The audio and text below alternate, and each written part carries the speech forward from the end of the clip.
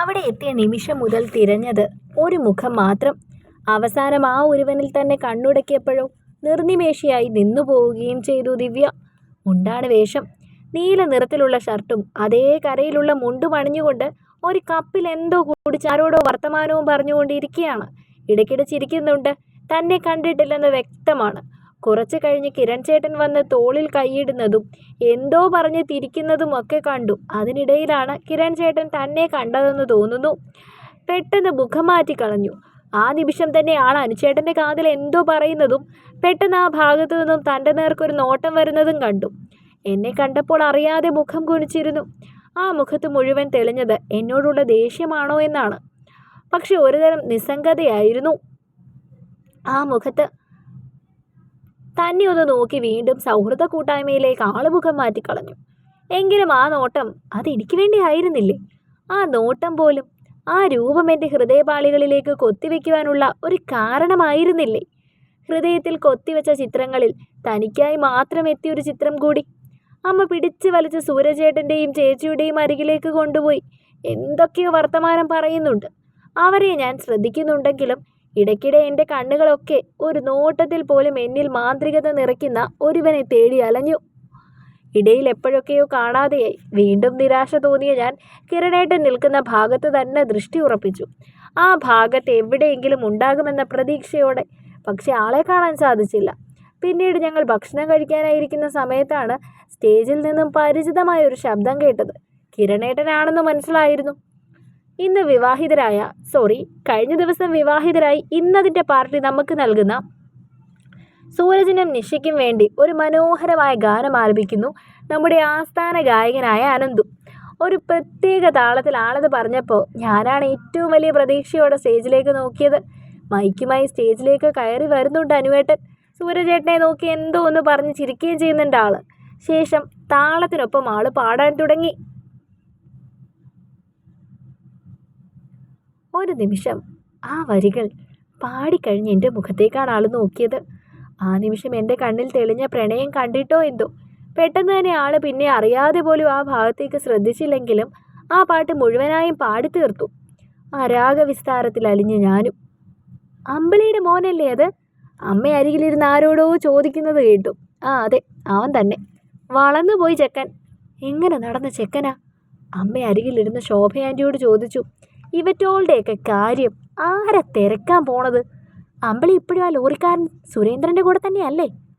ആ അതെ, മാസത്തിലോ ആഴ്ചയിലോ ഒക്കെ വരുന്നുണ്ടവൻ. ഈ ചെക്കൻ അയാളെ ഇഷ്ടമല്ലെന്നൊക്കെയാ പറയണേ. അതുകൊണ്ടാണ് വരാത്തതെന്ന്. ഈ ചെക്കനെ കുട്ടിക്കാലത്ത് തുടങ്ങിയതല്ലേ അവർ തമ്മിലുള്ള ബന്ധം. ഇതുവരെ കല്യാണം കഴിച്ചിട്ടില്ലല്ലോ. ഇങ്ങനെ വന്നു പോകുന്നല്ലേ ഉള്ളൂ. പാലക്കാട് വേറെ കുടുംബം ഉണ്ട് അയാൾക്കെന്നാ പറയുന്നത്. അമ്പിളിക്ക് ഈ വകയിലൊരു പെങ്കുച്ചുണ്ട്. ശോഭ ആൻറ്റി വാചാലയായി. ഓഹോ, ഇവനപ്പോൾ ഒരു അനിയത്തിക്കുട്ടി ഉണ്ടല്ലേ? ആ ഉണ്ട്. ആ കുട്ടിയുടെ കാര്യം കഷ്ടം തന്നെയാണേ. വേറെ അർത്ഥത്തിലല്ലേ എല്ലാവരും അതിനെ നോക്കുന്നേ. അമ്മയോ ഇങ്ങനെയായി. നമ്മുടെ ദീപുവിൻ്റെ പ്രായം ഉണ്ടാവുള്ളൂ. 10ാം ക്ലാസ്സിലോ മറ്റോ പഠിക്കണേ. എന്ത് ചെയ്യാനാ? ഓരോ തള്ളമാരിങ്ങനെ വിചാരിച്ചാ കുട്ടികളുടെ ഭാവിയല്ലേ പോവുക? അമ്മ പരിതപിച്ചു. മര്യാദയ്ക്ക് ഈ കൊച്ചനെ നോക്കി നിന്നാ പോരായിരുന്നു അവക്ക്. വേറൊരു ബന്ധത്തിന് പോയതാ പ്രശ്നമായത്. ഇനി അവള് പായ വിരിക്കാൻ ഈ നാട്ടിൽ ആരാ ബാക്കിയുള്ളത്? ഇവിടെ ലോറിയിൽ ലോഡായിട്ട് വന്ന സുരേന്ദ്രനുമായിട്ട് പരിചയത്തിലാകുന്നത് പിന്നീടല്ലേ? സുരേന്ദ്രനായിട്ടുള്ള ബന്ധത്തിന് ശേഷം സുരേന്ദ്രൻ തന്നെ നോക്കിക്കോളാം. ഇനി വേറെ ആരും വരാൻ പാടില്ല എന്ന് പറഞ്ഞത്. ഈ ചെക്കൻ വീട്ടിലൊന്നും അല്ല, പുറത്തൊക്കെയാണ് കിടപ്പ്. ഷോ, ഈ ചെക്കൻ എന്തെങ്കിലും മോശ സ്വഭാവം ഉണ്ടോ? ആർക്കറിയാം. കൂടിയൊക്കെ ഉണ്ടെന്നാ പറയുന്നേ. കവലയിൽ തല്ലുമൊക്കെ ഉണ്ടാകുന്ന കാണാറുണ്ട്. പഠിക്കുന്നുണ്ട്. പഠിത്തമൊക്കെ കഴിഞ്ഞെന്നോ ഡിഗ്രിയോ മറ്റോ കഴിഞ്ഞിട്ട് നിൽക്കുവാന്നോ ഒക്കെ പറയുന്നു. എന്തൊക്കെയോ ചെറിയ ജോലിക്ക് പോകുന്നുണ്ട്.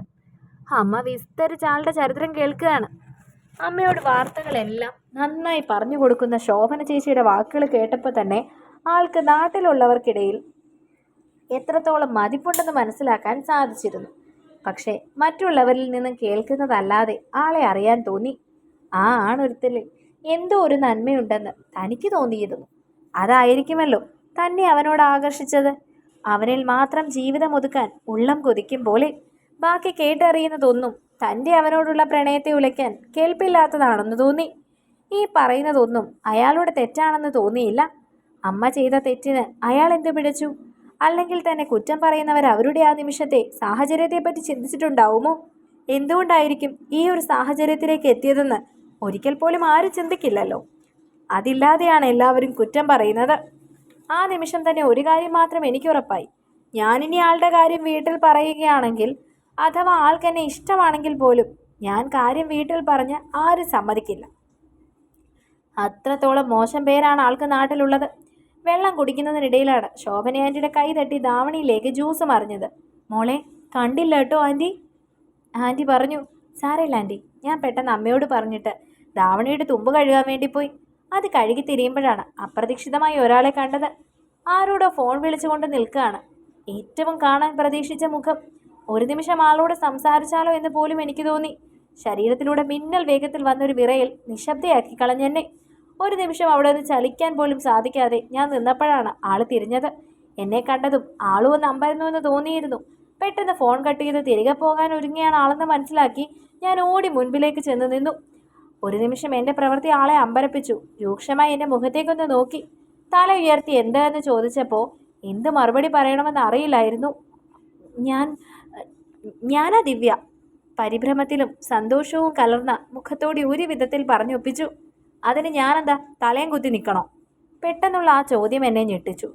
സകല ധൈര്യവും ചോർന്നു തുടങ്ങി. എന്നോട് ദേഷ്യമാണോ? ഞാനെന്തിനാ നിന്നോട് ദേഷ്യപ്പെടുന്നത്? എനിക്ക് പറയാനുള്ളതൊക്കെ ഞാൻ ഇന്നലെ തന്നെ പറഞ്ഞില്ലേ. പിന്നെ ഇവിടെയും അവിടെയൊക്കെ നിന്നിട്ടുള്ള ഈ നോട്ടവും നാട്ടുകാരെ കൊണ്ട് പറയിപ്പിക്കാനായിട്ട് എന്തിനാ വെറുതെ നോക്കുന്നേ? എനിക്കല്ല, നിനക്ക് തന്നെ നാണക്കേട്. അല്ല കൊച്ചേ, നീ നല്ല അടക്കവും ഒതുക്കവും ഒക്കെ ഉള്ളൊരു കൊച്ചായിരുന്നല്ലോ. എന്നു തൊട്ടാ നിനക്ക് ഈ സ്വഭാവം തുടങ്ങിയത്? താടിയിൽ വിരലോടിച്ചാണ് ആള് ചോദിക്കുന്നത്. എന്ത് സ്വഭാവം? അല്ല, ഇങ്ങനെ ആണുങ്ങളുടെ പുറകെ നടക്കുന്ന സ്വഭാവം. ഒരു നിമിഷം ആളത് പറഞ്ഞപ്പോൾ വല്ലാത്ത വേദന തോന്നിയിരുന്നു. ഏറ്റവും പ്രിയപ്പെട്ട ഒരാളിൽ നിന്നും ഒരിക്കലും കേൾക്കാൻ ആഗ്രഹിക്കാത്ത വാക്കുകൾ. അതിൻ്റെ ആഘാതത്തിലാവണം കണ്ണുകൾ നനഞ്ഞു പോയിരുന്നു. ഞാൻ കരഞ്ഞപ്പോൾ ആളും വല്ലാതായെന്ന് തോന്നുന്നു. താൻ കരയാണോ?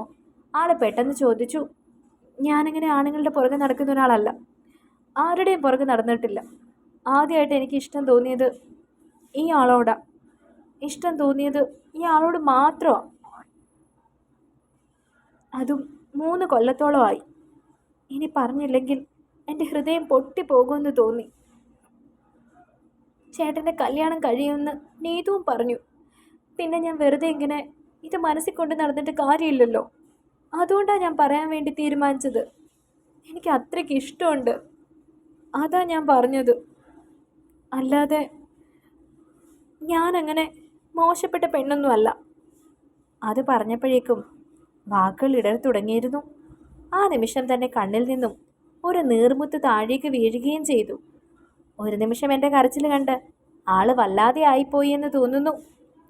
അടുത്ത ഭാഗങ്ങൾക്ക് വേണ്ടി കാത്തിരിക്കണേ.